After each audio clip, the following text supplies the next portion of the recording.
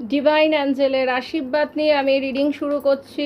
আমি আজকে দেখব তোমার পার্টনারের কি এনার্জিতে রয়েছে, কি হতে চলেছে তোমাদের লাইফে। টপিকটা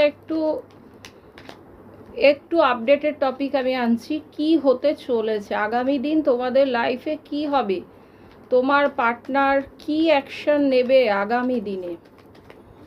চলো দেখি। আগামী দিন তোমার পার্টনার তোমার কাছে ভালোবাসার প্রপোজাল নিয়ে আলটিমেট তোমার কাছে আসতে চলেছে।